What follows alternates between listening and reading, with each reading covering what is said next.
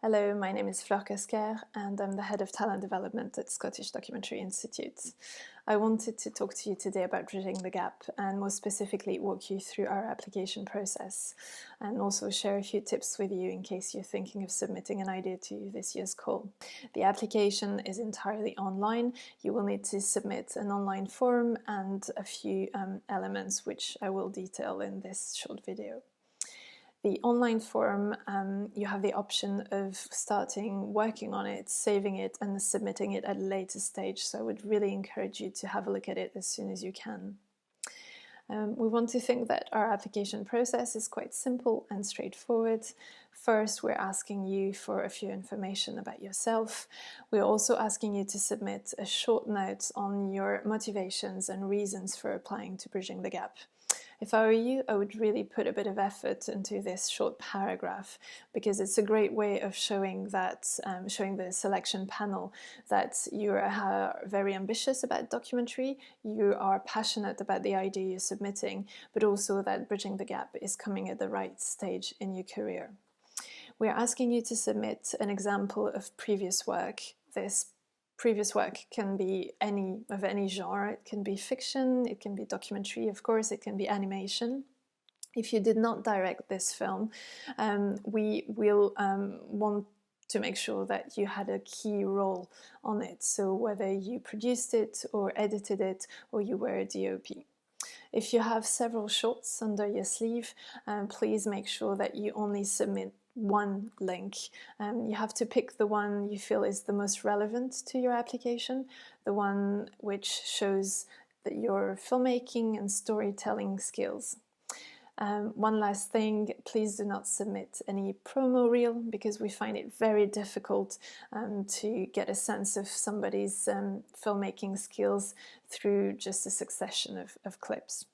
We're also asking you to submit an up-to-date CV.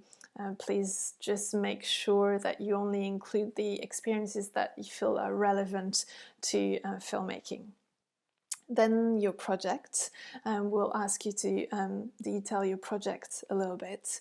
You will need to submit a short synopsis, which is basically the summary of this story you're wanting to tell. The same as the short notes on your motivation, make sure to work on this paragraph because this is the first thing the selection panel will read about your idea. So you want to make it engaging and very clear.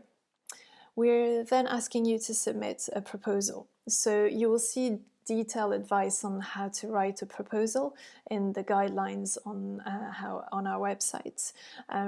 So make sure to read them before because they will provide a very useful starting point, if not an overall structure that you can apply to your project. But I just wanted to give you a few additional and practical pointers to make sure that the proposal you're submitting serves the right purpose. Which is to bring people into your idea and make them want to select you for this year's Bridging the Gap. So remember to add an image to your proposal. This is very important. You're making a film, so visual are crucial. This will help conveying a sense of the project that you have in mind. Of course, the image needs to be relevant. Don't just stick a pretty image there to make it look good. You have to make sure that this image makes sense and gives and adds something to your proposal. Make sure to have a title in place, even if it's a working title. Well, that should be the easy and fun bit, really.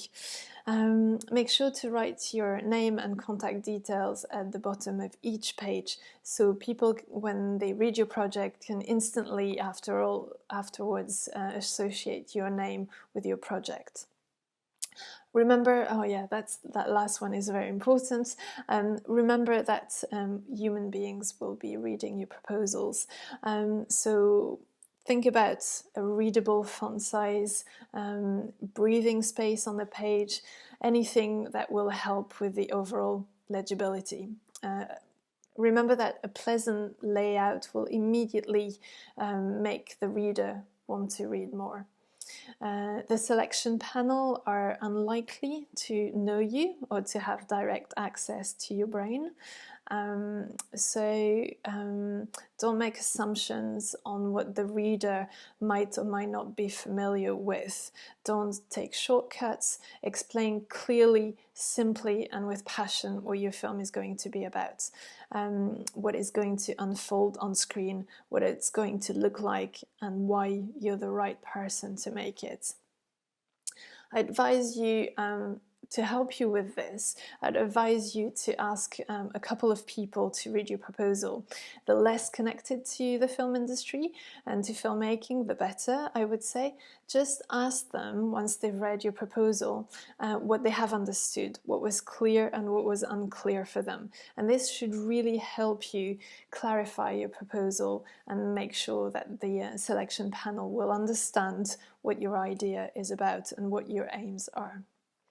One last important point, feasibility. So in the current situation, you need to make sure that your project is doable within the bridging the gap timeframe, but also in respect with the COVID-19 guidelines, safety guidelines.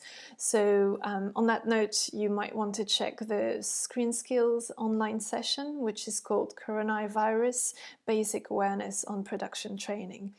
And I would really recommend you to have a few lines in your proposal on how you're going to be dealing with this new reality and the challenges that it brings.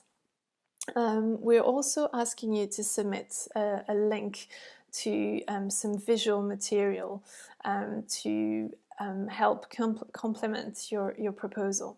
So we're aware that you're probably at very early stages of development of your idea, and we're not expecting you to create a really polished and edited trailer.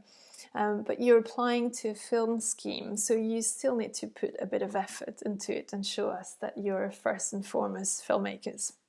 It can be, and this visual material can be a short clip showing your main character or the access that you have to the story you're proposing to tell.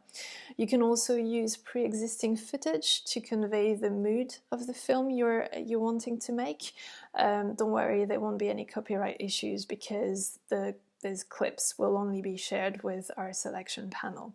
So just be creative and just try to give us a visual sense of the idea that you have in your head and the film you're wanting to make. We are also asking you to submit an online